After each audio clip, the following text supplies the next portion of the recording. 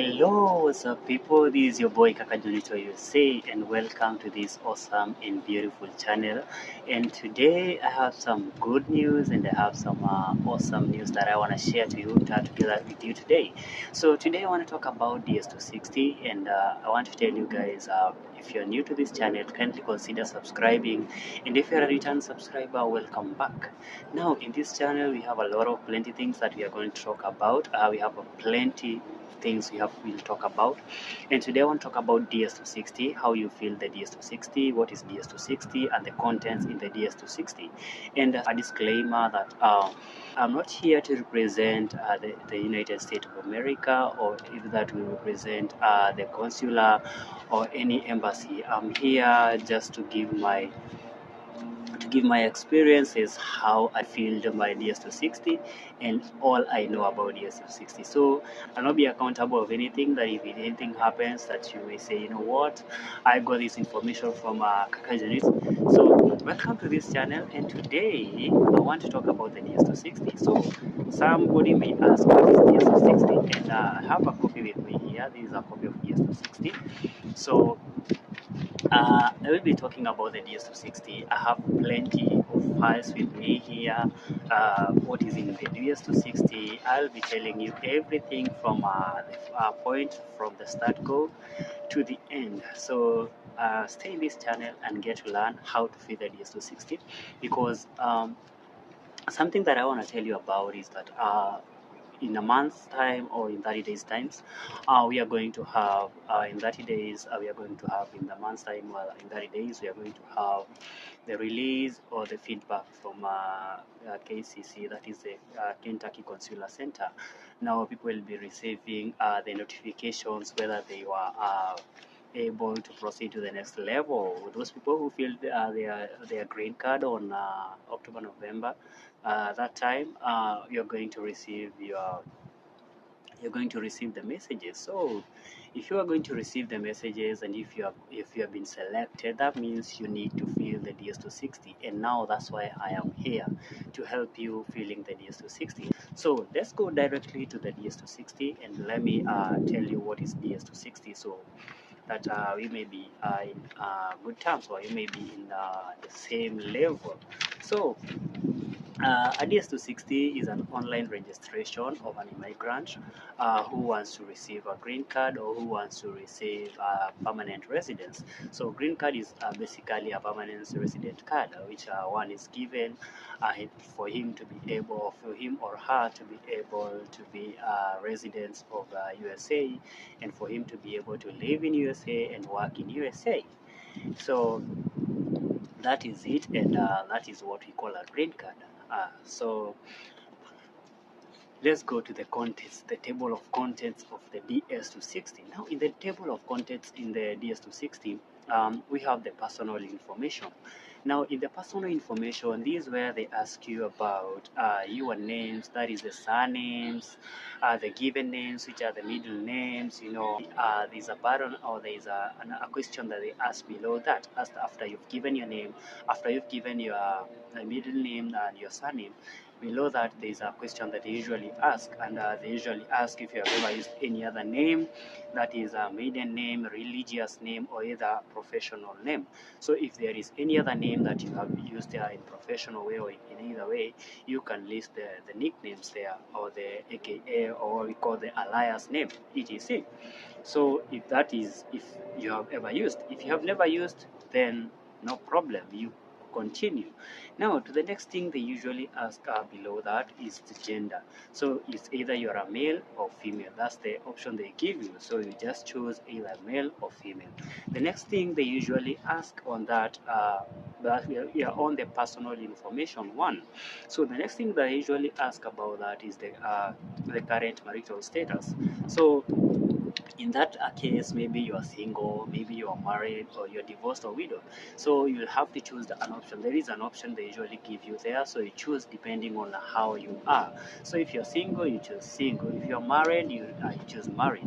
And if you're married, one thing that I really want to tell you is that consider looking for a marriage certificate, because that's what will qualify you to be as married. So you cannot be married according to USA and you don't have a marriage certificate, or you have not done your traditional wedding. So look for that before the time for interview comes. So also, if you are divorced and you're filing as divorced, you also have to need to have those papers, like to show the proof that you are divorced. So those are some of the things that you need to do, and some of the things that you need to check and have before the interview comes. So the most important things, just know you need the proof. So if you're single, it's okay. If you are married, you need a proof of marriage certificate, and if you are divorced, you need to have those divorce papers to show that you are indeed divorced. And if you're widowed, maybe you need to have you can have a death certificate that will help.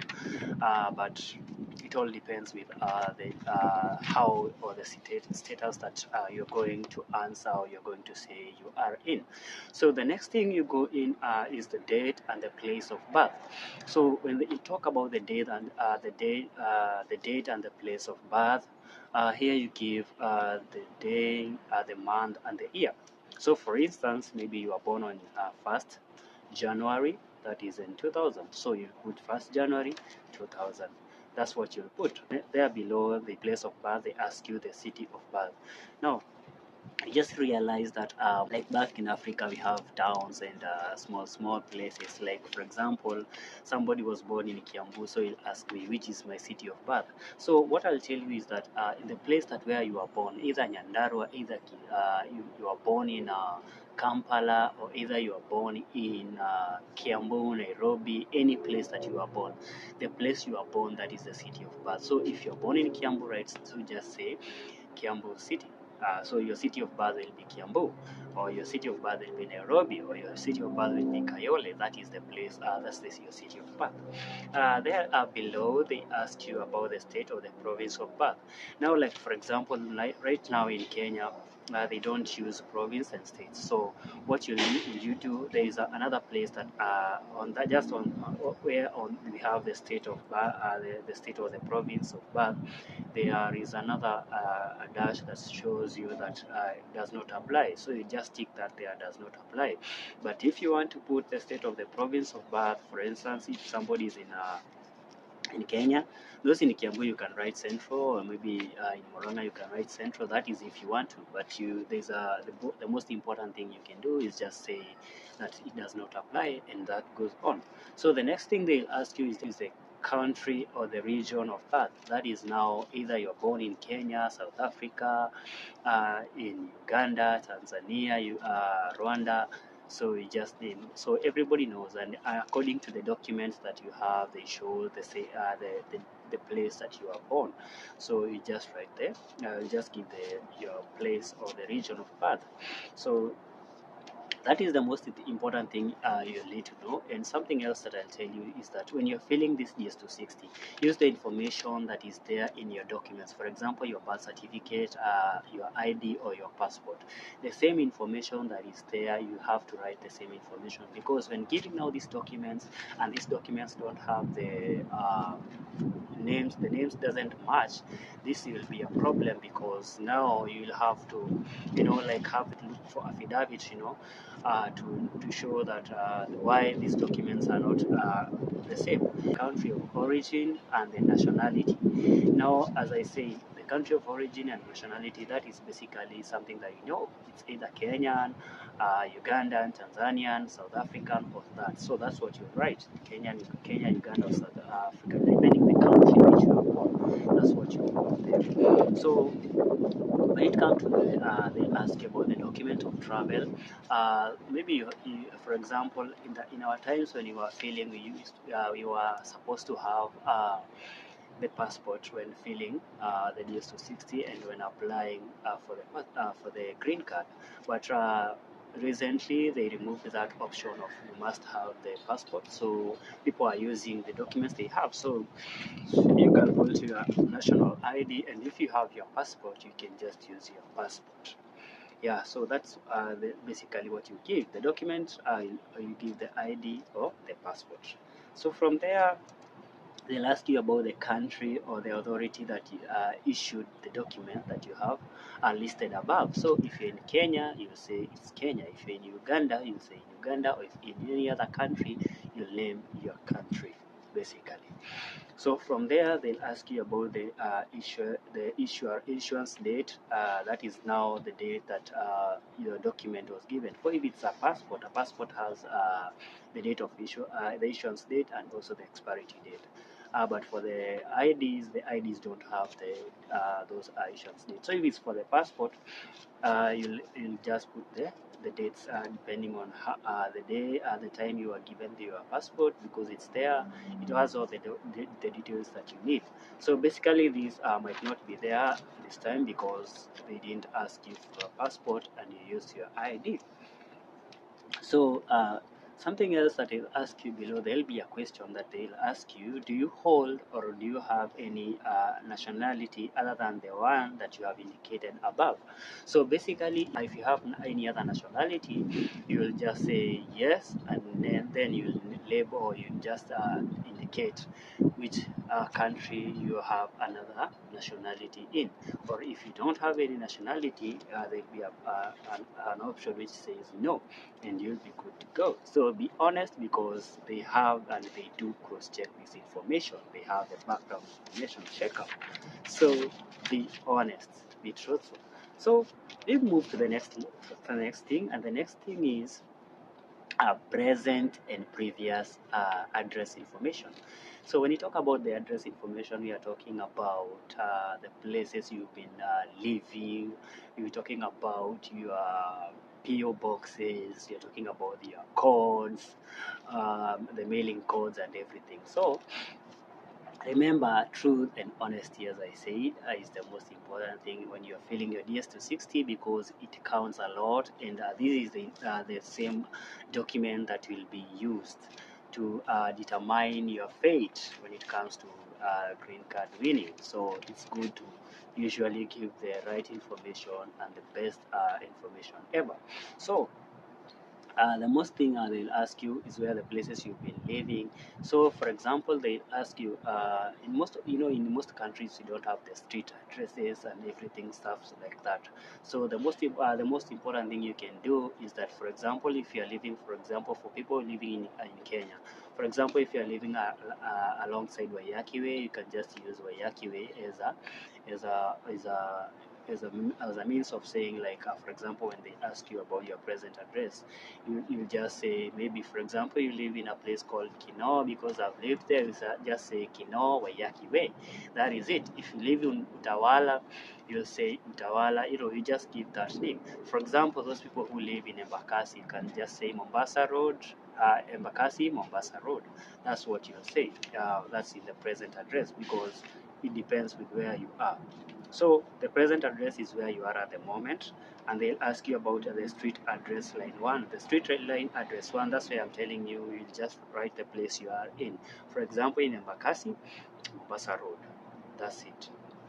The street address line 2 is optional, so you just keep it. And then they'll ask you about the city. Now, depending on where you are living, if your city is maybe, for example, Nairobi, just write Nairobi. And if you are, for example, in Kiambu, just write Kiambu. That's another. I told you that doesn't matter a lot. So just write. If you're in Kakamega, say Kakamega. That's your city of the place you are living. Then the state or province, as we said, you don't use state or province in Kenya, so you just say it does not apply, and you move on. The postal address and the postal zip code, that one you can write, because maybe, for example, the school the school around you, or maybe the church around you, ask for the address and give the address, the PO box, and the code. That's it. Or if you don't have it, you can say it does not apply. So that's simple. So from there, the next thing they'll ask you is the country of origin, or the region. So as again we said, it's Kenya, Tanzania, South Africa, Colombia, depending on where you come from. So you just say your country, and then they'll ask you the time that you started living where you are. So you just say the time they started living in that city. So if, for example, you moved from maybe Mombasa to Nairobi, just say the time you started living that place. You give the day, the month, and you give the year. That's it. For example, January 2008, and that's it.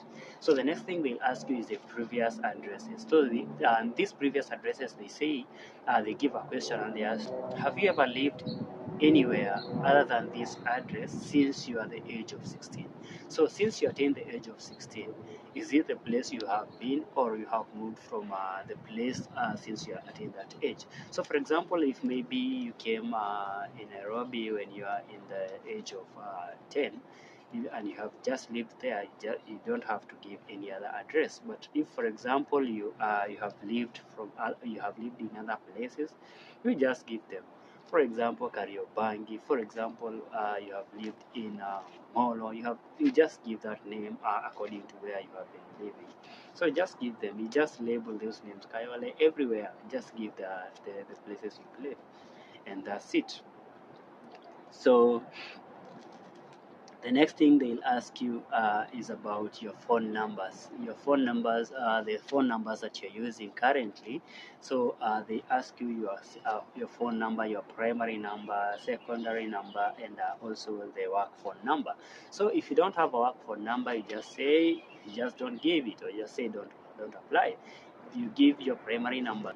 So they'll ask you a question and they'll say, have you used any other telephone number apart from the one you've given for the last 5 years? So if you have used maybe plenty of phone numbers, you just say yes and you just list them. Just that simple. Don't lie. That's simple. You say honesty. Yeah. So we go to the next thing, and the next thing will be your email address. So they'll ask you for your email address, and for your email address, just give the same email address that you gave when you applied for your green card, because basically that's the same email address that you'll be using. So just give that email address, and so that you may be receiving all this information, and even so that they can see the consistency. So just remember, the email address is very important, because with the email address, that's how they will be able to talk to you, because remember, they don't give a call, they do send the emails. So give the email address, the correct email address, and ensure everything is correct. So from there, they'll ask you, have you ever used any other email address during the last 5 years? So even during the last 5 years, if you have used maybe like 2 email addresses or 3 email addresses, just give them, just name them, because remember, they do a background check. So don't lie. So from there, they'll ask you about your social media accounts. And the thing is, they ask you about the social media accounts, but they don't ask you for your password. So they ask you just you to state them. And it's good to just state all of them. If you have all the social media accounts, just say the Facebook, the Instagram, the LinkedIn, the Twitter, everything. YouTube, Facebook, Snapchat, all those social media accounts that you have, just name them. If you like, they have the ways of looking for that, and they can look for your information. And that's why we are saying it's good to say the truth, because also in your social media accounts, there are things that you posted in your social media accounts. For example, you are married and you have posted pictures of you and your wife doing a wedding and everything.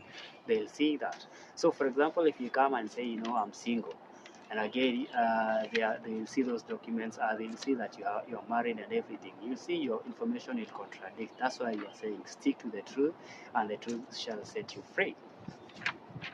So from there, they'll ask you about your mailing and your permanent address information. Now, when they ask you about your mailing and your permanent address information, now here they are asking about information. Remember, in Africa, we said you don't have a lot of, you don't use this a lot. So you can just give maybe the mail of a school or a church that is near you, and that will do for your permanent mailing address. Then below there, they'll ask you, is your mailing address the same as your present address? If it's the same, you just say yes.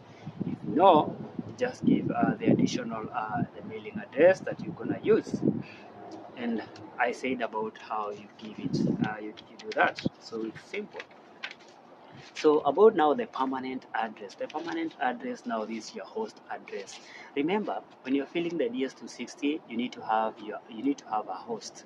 You need to have somebody who will host you in America. So here you give the address of your host. So here is that's where now the host comes in. So when you're filling this, you need to have asked your host to give you the address so that you can fill it. And as I told you, the address of America is straightforward, and they give you the street address. So like the one that you have said, street address 1, you just give it. It gives you starts the names with the street.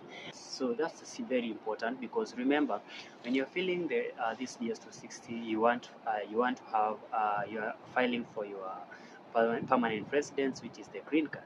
And now when you're filing for your permanent residence, which is your green card, remember, it will be sent, the document, the permanent residence or the green card and the social security number will be sent to your host. So it's very important to have that information, and just give the information of the host or the address of the host. And if you later change it, you just show them, and you just tell them that you're changing it, so that they may change, because that's where your green card will be sent. So it's very, very important to have a host and to have the address of the host. They ask you the name of the person living in the at that address that you are the one that you are giving. So you'll give your name, your host name. So from there, for example, if it's Kaka Jonito, just say Kaka Jonito. So US Street address line 1, now you'll give it, because they already have sent you the address. The city, they'll have already sent you the city. The state, they'll have already sent you the state. So it's very simple. And the zip code, there is always a zip code. And the phone number, you write the phone number of your host. So it's very, very simple. And next thing will be a question. They ask you a question, and this question will be, is this the address where you want your permanent residence card to be mailed? So just say yes, because absolutely it is your host, and that's where your permanent residence card or the green card will be made at. Okay? Yeah. So now we move to the next thing. I told you the DS-260 is long, but I said I'll tell you everything, because I want you to know how to fill it, and I want you to very well, so that you may perform well, and so that you may have the greater chance of attaining and having a green card. So the next thing we go to is the family. And here in family now, here is where now I told you also to remember honesty, honesty, honesty from the beginning to the end. Honesty, nothing else. So here you'll be asked to give your father's name, your mother's name, and your father's details and your mother's details. So remember, if you don't have a father, and if your father does not also appear in your birth certificate, you just say does not apply it.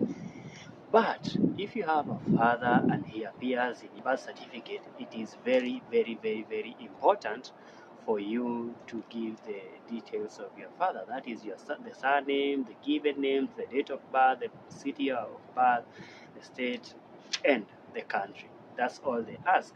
And again, on the mother's side, they also ask the same thing. So it's just the general information that is in their ID or in their identity cards. So that's the only thing you're being asked, nothing more about them. So from there, they'll ask you about previous US travel information. They'll ask you, have you ever traveled in USA? So if you have ever traveled in USA, you'll say yes, and you state when and where. If you have never traveled to USA, you just say no, and you move again forward. So the next thing they'll ask you, ask another question is, have you ever been issued a USA visa? So if yes, you say yes. If no, you just say no. And the next thing they'll ask you, have you ever been refused USA visa? Have you ever been refused admission to the United States, or withdrawn your application from admission at the port of entry? So if you have ever applied for the visa and you got denied, just say yes, because they have the information. They'll check, they'll do a background check, and they'll see that. So, and if you have never been, have never applied for the visa, so you just say no. So honesty again. So we move again forward, and now the next thing we'll ask, the next thing that you'll be filling or you'll be talking about is the present work or education or training information. So here now you need also to give the information concerning your current employment if you're employed, or your current education if you are in school, or if you're in campus or in college. So that's basically what you need to do.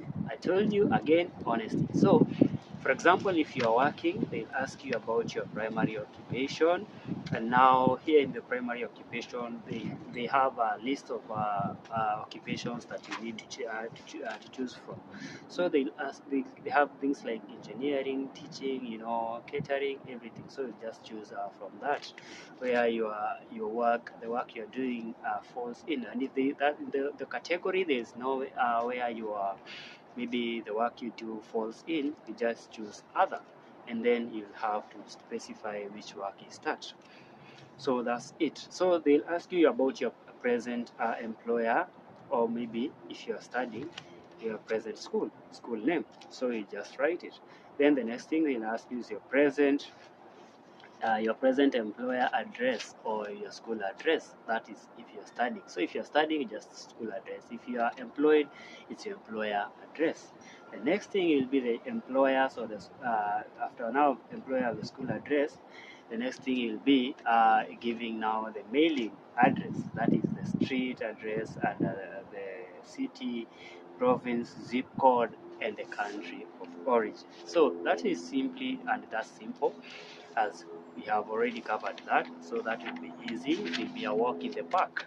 So from there, there will be a question that they'll ask after you've done with those. They'll ask you, does this job require at least 2 years of training? For those now who are applying, who are answering about job, and those ones who are writing about school, they will be asked something different. So for those who are applying according to a job, they will be asked, does this job require at least 2 years of experience training or training? So if yes, you just say yes. If no, you just go ahead. You just say no. So if yes, you'll have to provide the information like your job title and describe what you've been doing. Describe the kind of work you've been doing. So if you are a chef, you can say receiving orders, preparing recipes, and maybe cooking the meals. That's it. From there, we go to the employment date. So that is this for those who are employed. Now you'll have the employment date from. So they ask you the date that you employ. So the employment date, you give the date of which you employed, the month, and the year. So if you're a student, you'll be asked about your information about your course. They'll ask you which year you are in, and they'll ask you which course you're doing, in which school, and those information is what you're gonna give. So it's that simple. Now, the next thing will be the previous work or education or training information.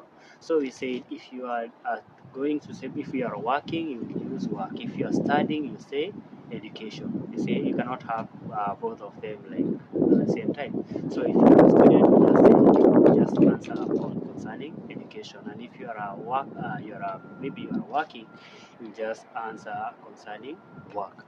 So they'll ask you, where have you been previously employed? So that is for the workers. You just state that. Were you previously employed? You just the question. You just say yes or no, depending with your situation. Then they'll ask you to provide your employees information. You'll just give the information as the employer name, the employer street address line. That is the address.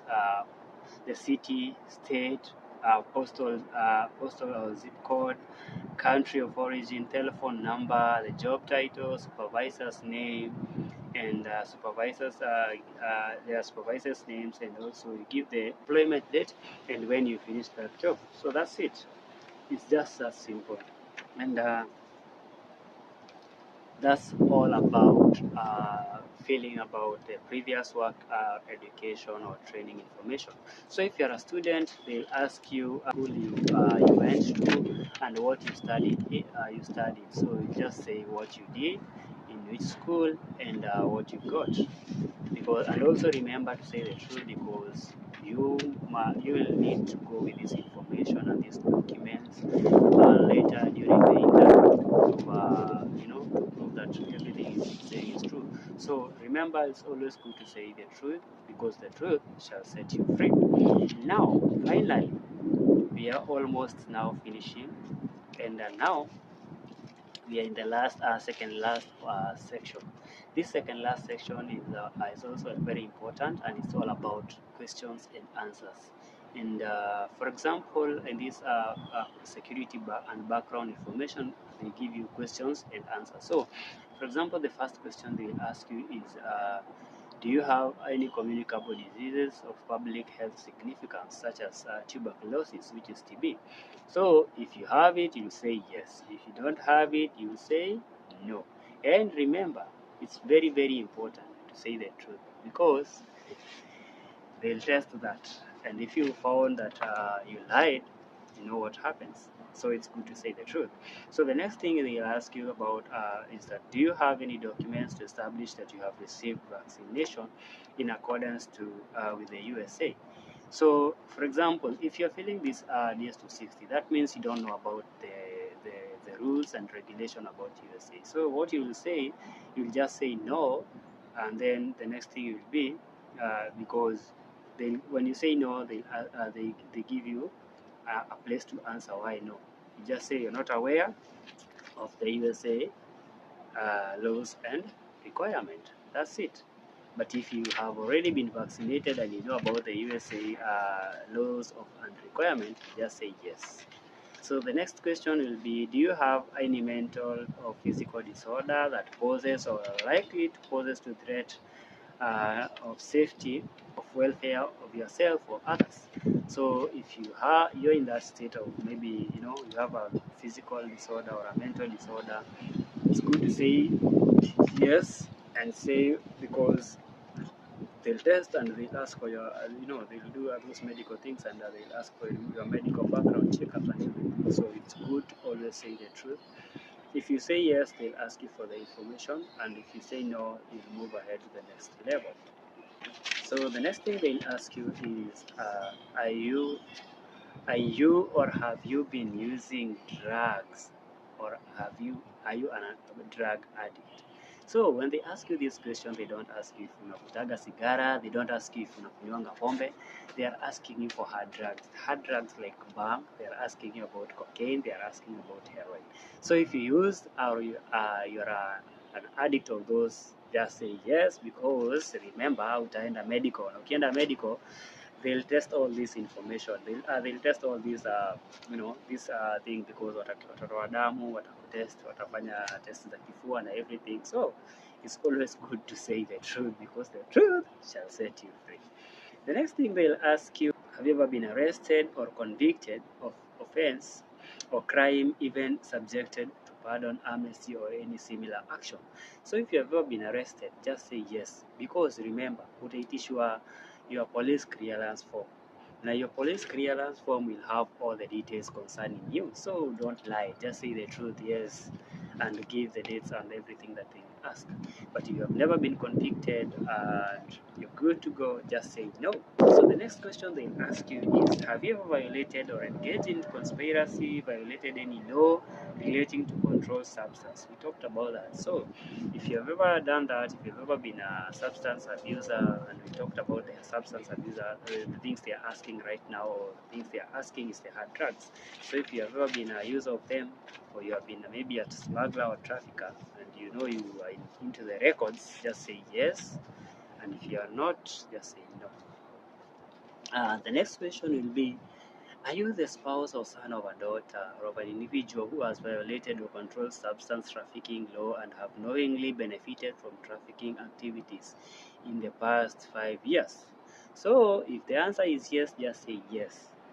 If the answer is no, just say no. We talked about that. And then the next question will be, are you coming to United States to engage into prostitution and lawful commercialized vice, or have you been engaged in prostitution or procuring prostitutes within 10 years? So That is self-explanatory, and if you don't fall in that category, your answer is no. But if you fall into the category, then your answer will be yes. Kwetu kuna sola, msijali. So the last segment we are going to talk about is the social security number. Now, this segment is also a question form, and they ask you, have you ever applied for social security number? If you've never been to US, you have never applied for it, so you say no. But if you have ever applied for it, you just say yes. Do you want a social administration to issue a social security number or card?